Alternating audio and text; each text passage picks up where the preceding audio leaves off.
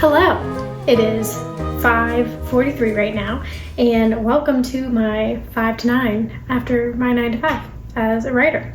We've made some tea, we've set the scene, and today we have some very exciting edits to put in. In my last vlog, I went through and kind of wrote all of the different edits I wanted to make to the first 60,000 words, and today the agenda is to 1, put the edits in, 2, write down all the scenes on these little note cards I got to try and organize them. I did that with my first book and it was really helpful. So I want to try to do that. And I got these cute little note cards that go into a little mini binder so that they can all stay in order and kind of be together. And then 3, have fun, have a good evening, and kind of decompress. So grab your tea or whatever you have. Mine is still steeping. Actually, it's probably done. I'm not going to spill that. And let's get started. Okay, much better writing attire. It says, 1 more chapter. How cute is that? So, now that we're all cozy, we can go ahead and get started.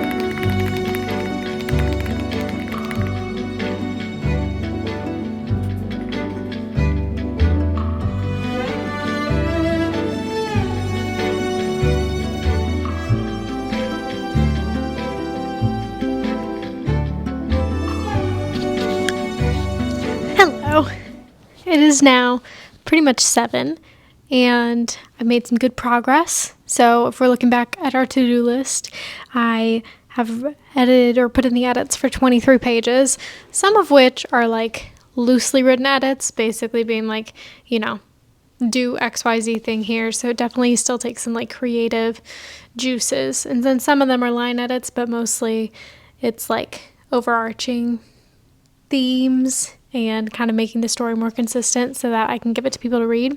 So it's not a lot of line editing, which is a little bit more brainless and nice. So it takes a little bit more time and energy. It's kind of crazy because it's February 2025 now.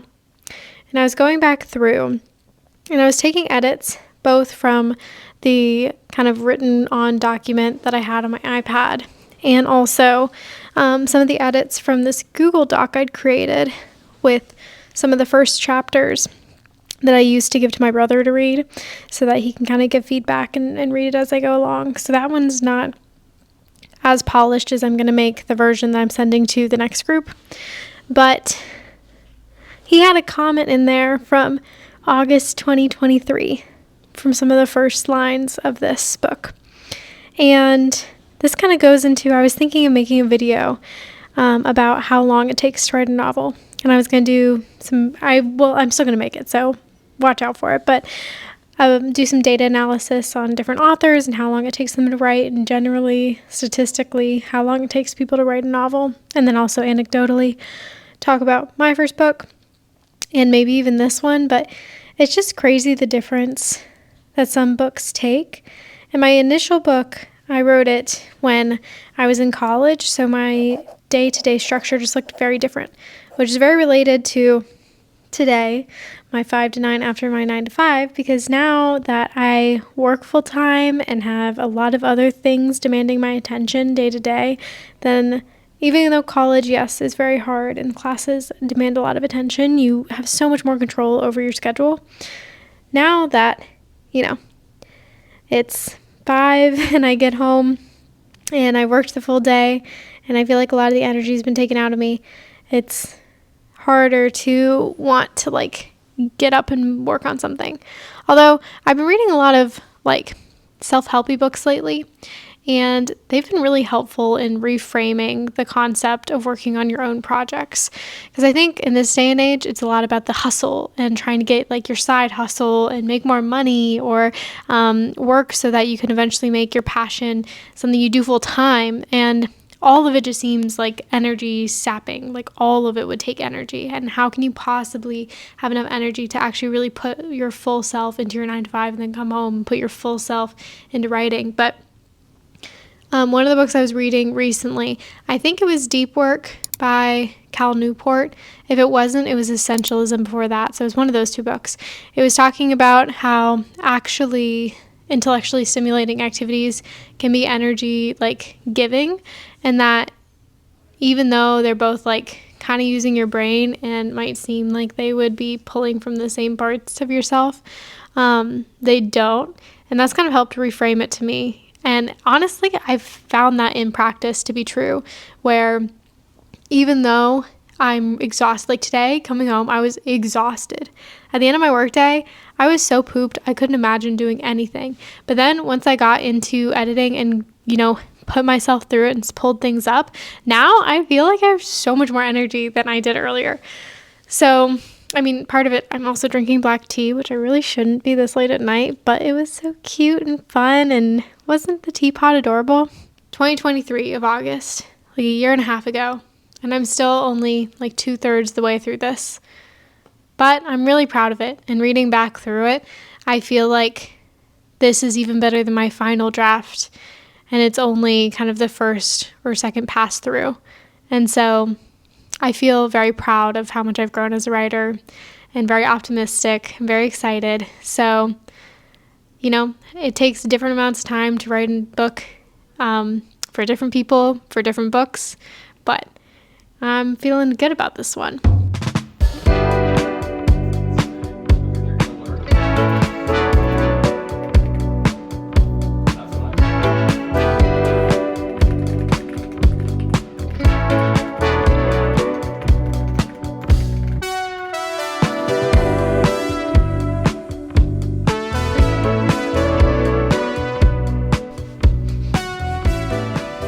You may be wondering, why are you sitting on a stuffed animal?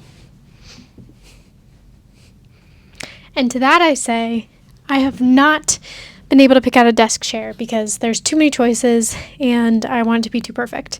If you want to check out more of this little nook area, I have a full vlog up about kind of styling it, but I have since decided I want to go a different direction entirely. I had a chair, a hanging chair in the corner that now I have decided I don't want anymore. And then this kind of desk area I'm still playing around with, but I want a chair that can be my desk chair and also go in the corner and be kind of a nice corner sitting chair for reading, in addition to being the desk chair, so it can kind of move, because this is a secretary desk, so this folds up. Not going to do right now because I have way too much crap on it.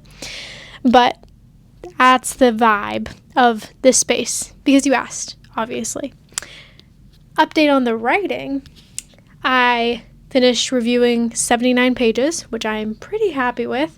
That's half-ish way, probably, maybe, yeah. And so that's good. Have not eaten dinner, and it's 9:47, so that part's not great. It's one of those things where you kind of get in the flow of things and you just kind of forget. So I have a croissant and maybe a protein shake. That'll be good.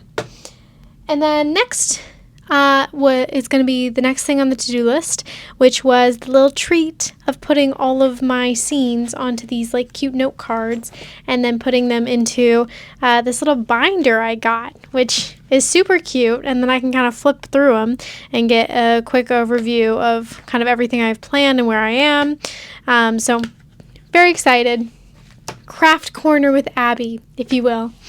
And I still don't have anything on my little bulletins, which I used to have like kind of the plot mapped out there. So hopefully the little note cards are going to be a good stand-in. This is all the fun art and random stuff stacked that I want to use to make a gallery wall on this wall. And then the chair would go there. So that's coming soon.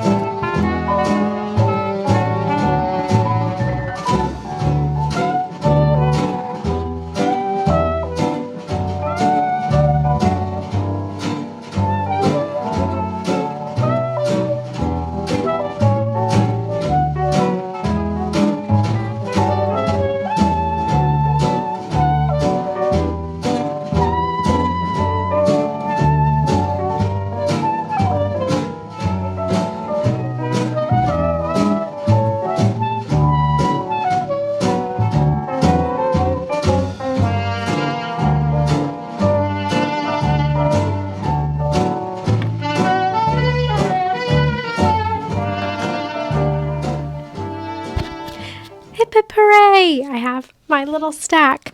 And honestly, this was actually a great exercise because it made me realize that there is a definite split in the characters, because I guess before the half, most of their scenes are together, and then after it kind of alternates and they're no longer both in every single scene together.